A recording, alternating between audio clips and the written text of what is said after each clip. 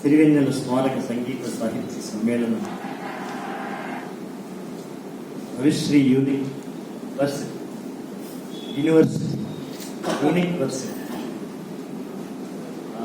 Ravishri university అనే ఆలోచన పేరులో ఒక యూనిక్ అనే మాట చూస్తాను, నిజంగా యూనిక్గా ఉంది.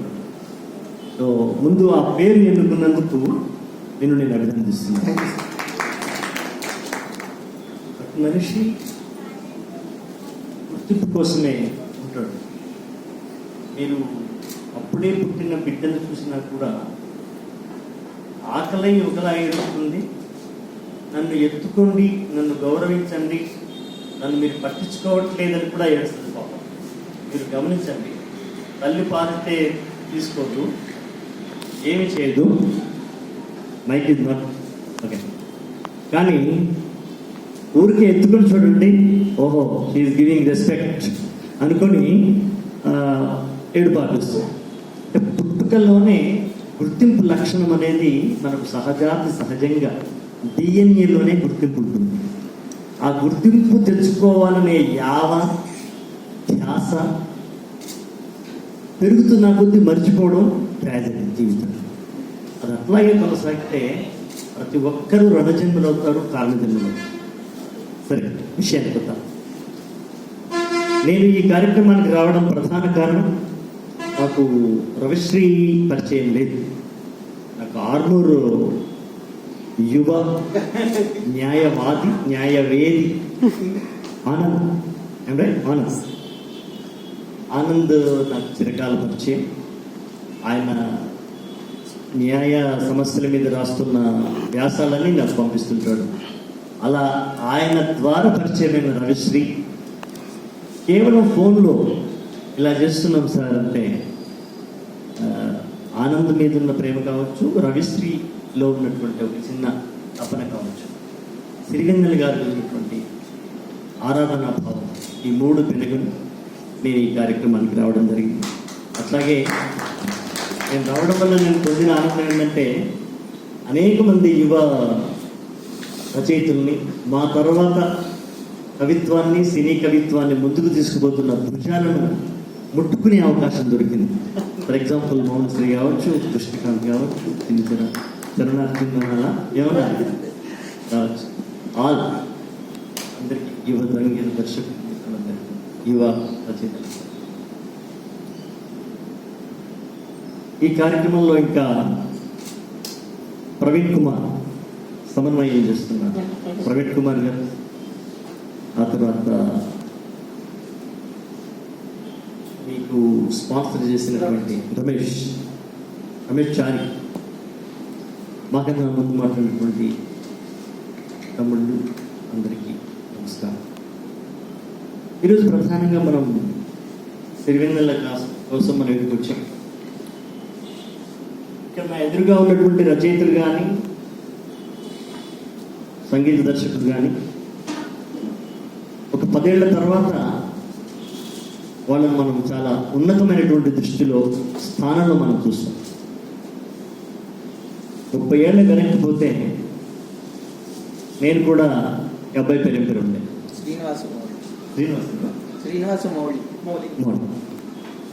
30 ఏళ్ల కింద తనలాగా ఉండేవాడిని.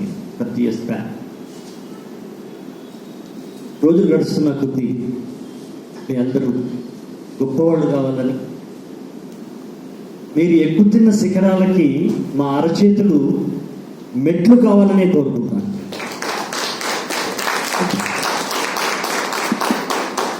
ఎవరు మొదటివాళ్ళు కాదు, చివరి వాళ్ళు కాదు.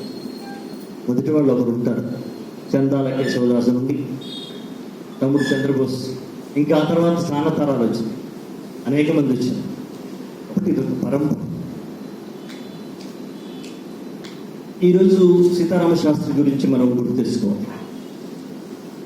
సీతారామ శాస్త్రి గారితో నాకున్న అనుబంధం అనేది తర్వాత, కానీ సీతారామ శాస్త్రి అసలు ఏం చేశారు, మిగతా వాళ్ళకంటే ఆయన ఎలా ఆ ఇరుకులోంచి తన మెరుపు ఎలా ప్రదర్శించారు, ఇది మనం ఒకసారి గుర్తు చేస్తాం. సిరివెన్నెల సిరావెన్నెల కలిస్తే సినివెన్నెల సీతారామ శాస్త్రి. నేను ఆయన తమాషాగా అనేవాడిని, సార్ మీ పేరు సిరివెన్నెల సీతారామ శాస్త్రి కాదండి, సిరివెన్నెల సీతారామ రాత్రి అని. రాత్రి 3 గంటల దాకా ఆయన పనిచేసేవారు. ఒక రాక్షసుడు అన్నారు చూశారు. రాక్షసుడు అనే మాట అది సరికాదేమో కానీ పని విషయంలో, పాట విషయంలో ఆ సినీ రాక్షస తత్వం అనేది ఆయనలో నేను చూశాను. అంటే తన ఆరోగ్యాన్ని కూడా, ఇది అండర్లైన్ మాట, అంటే అలా చేయమని మిమ్మల్ని చెప్పట్లా, లేటెస్ట్ మీ తరానికి తన ఆరోగ్యాన్ని పణం పెట్టేటువంటి మెడిసిన్స్ కూడా వాడుతున్నాడు ఆయన పాట కోసం. అంటే నిద్ర రాకుండా కొన్ని ట్యాబ్లెట్స్ ఉంటాయంట. అంటే ఒక తుమారంలాగా, ఒక తుఫాను లాగా వేటూరి గారి యొక్క ప్రభంజనం వీస్తున్న సమయంలో తను వస్తున్నాడు. అది తట్టుకోవడానికి, తనను తాను నిలబెట్టుకోవడానికి ఆయన ఎన్నుకున్న దారి, ఒక పాట కావాలంటే 50 పల్లవులు రాయడం. 50. ఒక దర్శకుడు ఏం చెప్పినాడంటే, నాకు 50 బాగుండేవి, ఏది తీసుకోవాలో మాకు కన్ఫ్యూజన్గా ఉండేది. దట్టి సీతారామ శాస్త్రి 50 బాగుండేది. ఆఖరికి మళ్ళీ ఈయనకే ఇచ్చి, ఇందులో నీకు నచ్చింది ఒకటి చెప్పబోయా, మాకు 50 నచ్చినాయి అంటే అందులో ఒకటి తను చెప్తే అదే తీసుకొని రికార్డ్ చేశాను. అంటే అంత శ్రమిస్తే కానీ నిలబడలేనంత పరిస్థితి ఆ టైంలో. అందరూ 86 అంటున్నారు, మౌన నాకు డౌట్ 83 అనుకుంటున్నాను ఆయన వచ్చి. 84 వలే జన్మ జన్మభూమిలో పాట రాశారు.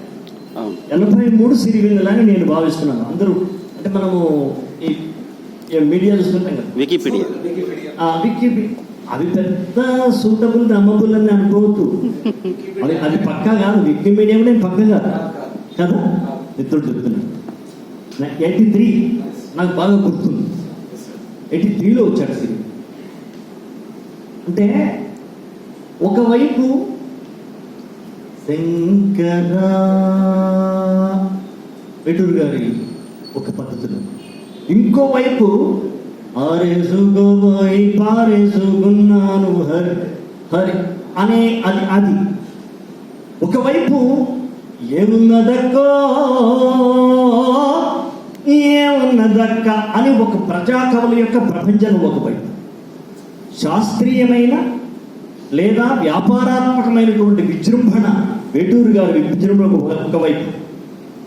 తరం మారుతున్నది, ఆ స్వరం మారుతున్నది, వందే మాతర గీతం వరుస మారుతున్నది. ఒకవైపు సినారే, ఆత్రేయ సినారే గారు, శ్రీశ్రీ గారు, ఇలా ఇంతమంది ఎక్కడ సినిమా వెండితెర మీద సూది మొనమోపినంత కూడా స్థలం లేనంత ఇరుకిరుకుగా, ఒత్తొత్తుగా, దట్టదట్టంగా ఉన్న సమయంలో ప్రవేశించాలి అంటే ఏ తుపాకీతోనో ఏ బయనెట్తోనో రాలే.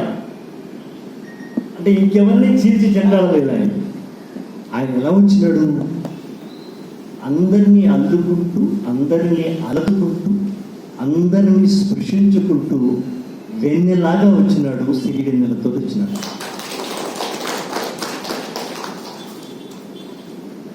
మీరు గమనించండి, ఆయన యొక్క పాటల చరిత్ర చూస్తే చివరి పాట దాకా ఎక్కడ ఎంత శృంగార సన్నివేశం రాయాల్సి వచ్చినా తన కళాన్ని అసభ్యత రేఖకు వెంట్రుక మందం కూడా కిందికి దిగజార్చని ఏకైక కలం ఏదైనా ఉందంటే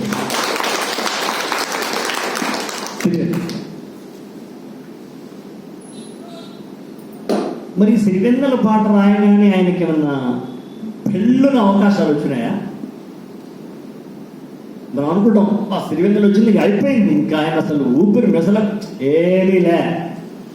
2 సంవత్సరాల దాకా ఏమీ లే, 2 సంవత్సరాలు కాదు, ఇంకెక్కువనే కావచ్చు. ఎప్పటిదాకా? శివ సినిమాలో పాటని పాట ముందు ఆటని ఆ పాట వచ్చే వరకు ఇక మనం పెట్ట తీసుకొని మళ్ళీ మన టెలిఫోన్ డిపార్ట్మెంట్కి వెళ్ళిపోదాము అనేటువంటి నైరాశ్యతలో ఉన్న సమయంలో ఈ రామ్ గోపాల్ వర్మలోని ఆ సీతారామ శాస్త్రి పాటని పాఠం అనే పాట వచ్చిన తర్వాత ఇంకా ఆయన పెట్టెటు పోయిందో, ఆయన బేడ ఎటు పోయిందో, ఆయన బీడ ఎత్తారు, సిరిగన్నెల బీడ. ఇంకా ఆ అప్పర్ హ్యాండ్ అలాగే ఉండిపోయింది. ఇది ఒక కష్టసాధ్యమైన విషయం, అసాధ్యం కాదు, కష్టసాధ్యమైన విషయం అంటున్నా. అసాధ్యం అని ఎప్పుడు అనుకో. ఆత్రేయ ఉన్నప్పుడు, దేవులపల్లి గారు ఉన్నప్పుడు శ్రీనారాయణ రెడ్డి గారు రాలేదు. శ్రీనారాయణ రెడ్డి గారు ఉన్న తర్వాత సిరివెన్నెల రాలేదు. సిరివెన్నెల ఉన్న తర్వాత సుల్తాన్ అశోక్ తేజ రాలేదు. అశోక్ తేజ ఉన్న తర్వాత కృష్ణకాంత్ రాలేదా, చంద్రచరణ్ రాలేదా, మోహన్ సింగ్ రాలేదా, ఇంకెవరు రాలేదు. కాబట్టి ఏది ఎవరితో ఎక్కడ ఆగిపోయే చరిత్ర ఈ ప్రపంచంలో ఉంది, అది కొనసాగుతుంది. అయితే ఆయన గురించి చెప్పాలంటే ముందు ఒక మాట చెప్పాలి. దక్షిణ భారతదేశంలో శరీరాన్ని రాస్తూ పెన్ను ఉంది. అప్పుడు శరీరాన్ని వర్ణిస్తూ వచ్చే పాట. పెన్ను యొక్క పాడి పత్తి ఉంటుంది. ఆ పాడి స్త్రీ శరీరం గురించో శృంగార వర్ణన గురించో టచ్ చేస్తూ ఎక్కువ మోతాదులో వచ్చినటువంటి సమయంలో అది దక్షిణ భారత చరిత్ర. ఉత్తర భారతంలో ఎలా ఉంది? ఉపరితల కేంద్రంగా ఉంది హిందీ పాట. ఈ రెంటి మధ్యలో ఆయన వస్తున్నాడు. ఎంత కష్టమైన పద్ధతి చూడండి. ఎక్కడ చెల్లెళ్ళు ఉన్నారు ఏమనుకోవద్దు. స్త్రీ యొక్క శరీర కేంద్రంగా రాకుండా ఉండాలనేది ఆయన హృదయంలో ఉన్న ఒక జాతీయ స్థాయి యొక్క ఆత్మీయత, కోరిక, వాంఛ, ఒక ఆశ. అలాగని రొమాంటిక్ వదిలేస్తే సినిమాలో ఉండరు. రెంటిని సమన్వయం చేస్తూ, రెండు పార్శ్వాలతో స్పర్శిస్తూ, తనదైనటువంటి ఒక దారిని స్మరిస్తూ ఆయన 36 ఏళ్ల ప్రయాణం చేస్తున్నారు. అది అత్యంత అద్భుత విషయం. అయితే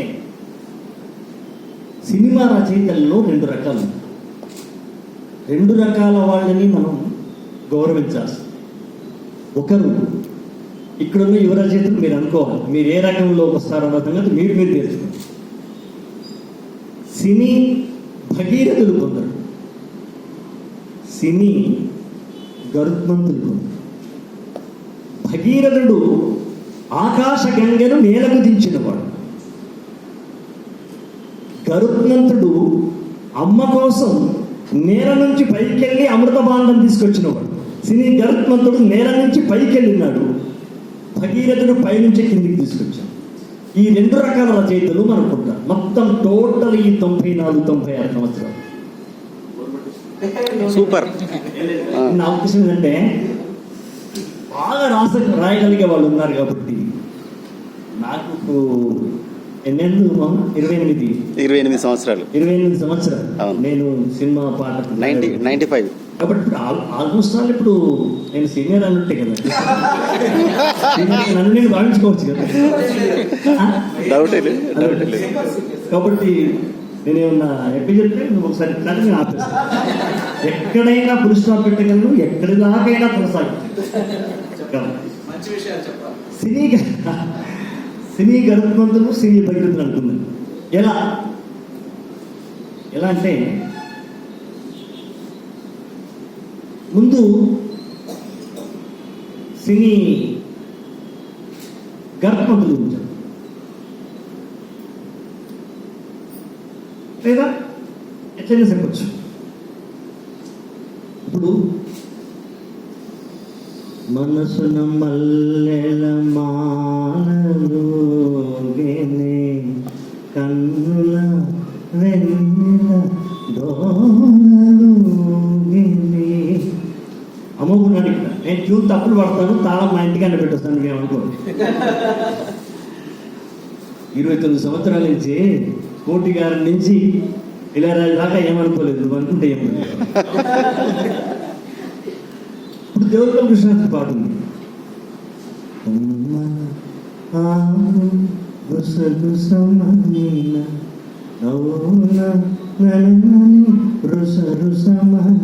ఇలా రాస్తాడు.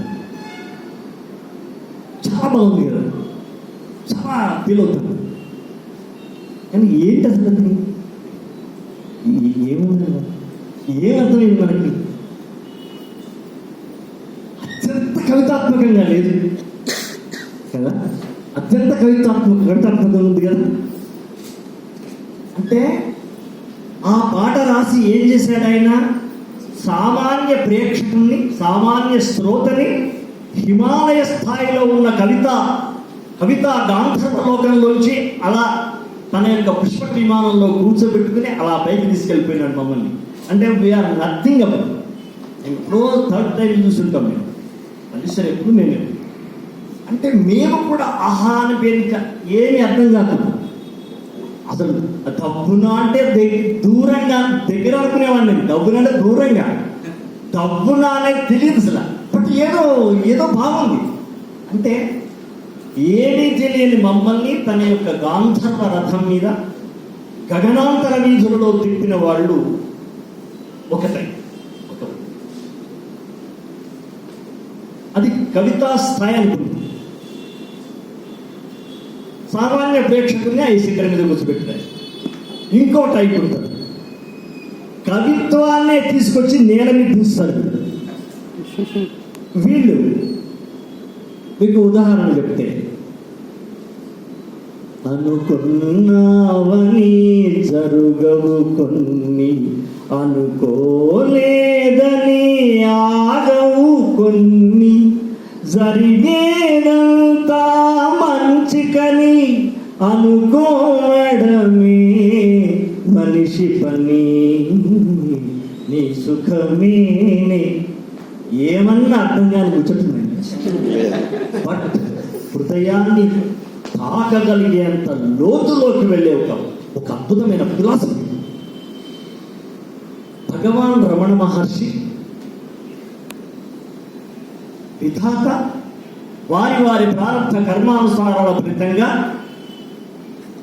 జీవనం వాడించు. జరగనిది ఎంత ప్రయత్నం చేసినను జరగదు, జరిగేది ఎవ్వడు ఆపేసిన వారి అబ్బవ ఆపేసినా కూడా జరగకుండా పోదు. మరి నీకేల బాధ? ఉత్తమం, మౌనంగా ఉండడమే ఉత్తమం. ఇది చెప్పింది రమణ మహర్షి. దీన్ని తీసుకుని ఆయన అనుకున్నామని జరగవు కొన్ని, అనుకోలేదని ఆగు కొన్ని, జరిగేవన్నీ మంచి కానీ అనుకున్నవి మనిషి పని. ఇది అర్థం కాని ఉంటాయి ప్రపంచం. కవిత్వాన్ని తీసుకొచ్చి మన రెక్కల కింద పెట్టినాడు, మన చేతికి కంకణంలో దొరికిన కూడా. అక్కడి నుంచి దింపిన వాళ్ళు ఎంత గొప్ప వాళ్ళు, ఇక్కడి నుంచి పైకి తీసుకుపోయిన వాళ్ళు. మరి సిరివెన్నెల ఎవరు? సిరివెన్నెల ముందు వరుసలో తొలినాళ్ళలో మనల్ని పైకి తీసుకుపోయినవాడు. లేకపోతే విధాత తలపున ప్రభవించినది ఆహా అనగానే ఏం అర్థం కాదు. నాకేంటి ఇప్పుడు మన మిత్రుడు చెప్పాడు, త్రివిక్రమ శ్రీనివాస్ గారికి ఎవరు చెప్పారు? డిక్షనరీ చెప్పారు. నువ్వే చెప్పినావా? ఎవరో మిత్రుడు చెప్పినా? నువ్వు చెప్పినావా? అమ్మో, అది త్రివిక్రమ శ్రీనివాస్ గారికి అర్థం కాక శబ్దార్థ నిఘంటు చూసుకున్నాడు. దినకర మయూఖ అంటే సూర్యకిరణం. అంటే తను కూడా దేవులపల్లి గారి దారిలోనే వచ్చింది, అంతే కదా. ఆ తర్వాత ఏం జరిగింది తెలిసిన? సిరివెన్నెల తర్వాత సార్ అద్భుతంగా రాస్తారు సార్, మీరు డ్యూయట్ రాయాలి సార్ అంటే తన ఆ కళలోనే ఉన్నాడు. ఆది భిక్షువు వాడిని అక్కడే ఉన్నాడు ఆయన. అప్పుడు ఆయన నీరాజసానికి నీరాజనం అని రాశాడు. మళ్ళీ కలుగుతాం సార్, నిర్మాత ఏంటి బాగుంది కదా, నీరాజసానికి నీరాజనం బాగుంది, చాలా బాగుంది. పోయి మళ్ళీ 6 సంవత్సరాల దాకా బహుశ పెట్టలేదు. నీరాజనమైంది, నీరాజసమైంది, మేము చూసిన వృక్ష హీరో ఇదే కదా, అమ్మో ఇంత స్టాండర్డ్ అనుకున్నాం. అలా భయపడి 2 సంవత్సరాల దాకా రాలా ఆయన దగ్గర. పాటని పాఠం ఉన్న తర్వాత మనం రావడం మొదలుపెట్టాం. ఇది ఆయన జీవితంలో మనం గమనించాల్సినటువంటి కొత్త అంశం. అయినా ఆయన దేవుని పిలుతాడు. ఎంత మామూలుగా రాసినా, ఎంత మనల్ని ఆకర్షించుకున్నా ఆయన దారి సురగంగ దారి. ఆయన నేల మీద విభూతి దారి కాదు, సురగంగ దారే సిరివెన్నెల గారి దారి. ఎందుకంటున్నాను అంటే, ఏ శ్వాసలో చేరితే గాలి గాంధర్వమవుతున్నదు. చాలా ఆనందపడుతుంది. శ్వాస దేంతో చేరడం ఏంటి? గాంధర్వం. నువ్వు ఈ ఒకసారి విడదీసి చూస్తే ఒక్కటి అర్థం కాదు. నేను చెప్పేది చరణార్జునికి అర్థమవుతుందా, మా ఆనంద్కి అర్థమవుతుందా అని కాదు. ఒక సామాన్య సినీ ప్రేక్షకునికి అర్థమవుతుందనే విషయానికి వస్తే, ఏ శ్వాసలో చేరితే శ్వాసలో చేరులేంది, ఆ చెవులు చేరుతుంది అని అనుకుంటే ముచ్చట. శ్వాసలకి ఎట్లా బాయ్? Poetry cannot be post mortem. పొయిట్రీని పోస్ట్ మార్టం చేయొద్దు. కాబట్టి అదంతే, ఆ కవిత్వ స్థాయి అంతే, మనం దాన్ని స్వీకరించాలి. అంటే ఆయన దారి ఎప్పుడు కూడా ఆ గాంధర్వ రథ సారథిగానే ఆయన ప్రయత్నిస్తూ వచ్చాడు. మనం ఏ దారి ఎన్నుకున్నా పర్వాలేదు, ఏ దారి ఎన్నుకున్నా మనిషి నడుస్తున్న రాగాన్ని మర్చిపోకపోతే సరిపోయి. సినిమా రైటర్ యొక్క లక్షణం. ఇప్పుడు పశ్చిమాన పంచి ఉన్న రవిని లింగు అసుర సంధ్య ఒక్కనాడు గెలవలేదురా. ఇది నాకు ఆయన మొత్తం రాసిన వేలాది పాటలలో నేను వందే మాతర గీతంలా పాడుకునేటువంటి పాట ఇది ఒకటే. పశ్చిమాన పంచి ఉన్న రవిని మింగు అసుర సంధ్య ఒక్కనాడు గెలవలేదురా. ఒక్కనాడు గెలవలేదురా అన్న తప్ప గీతా అర్థం కాదు. అయినా మనం ఆయన మీద నడుస్తూనే ఉంటాం. That is special. గుడ్డక పడని అక్కి ఉండ సాగరాల నీదుకుంటూ తూరు పింట తేలుతుందిరా. తూరు పింట తప్ప మిగతా అర్థం కాదు. గుడ్డక పడని అగ్గి ఉండేంటి, అగ్గి ఉండ నిప్పు ఏంటి అర్థం కాదు. పశ్చిమంలో మునిగిపోయినటువంటి సిరివెన్నెల అలా వెళ్ళి మళ్ళీ తూర్పులో వస్తాడు. ఇంత డెప్త్ ఉంది కానీ సూటిగా తగలదు. రవీంద్రనాథ్ ఠాగూర్ గురించి, శరత్చంద్ర బాబు గురించి ఒక విలేకరు అడిగినాడంట.